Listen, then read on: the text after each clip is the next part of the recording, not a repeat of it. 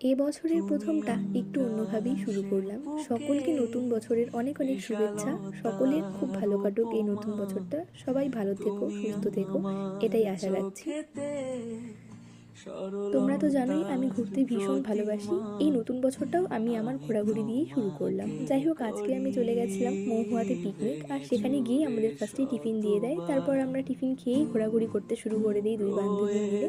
সেখানে গিয়ে অনেক আনন্দ করেছিলাম, আর জায়গাটাও ভীষণ সুন্দর। আমার তো খুবই ভালো লেগেছে জায়গাটা।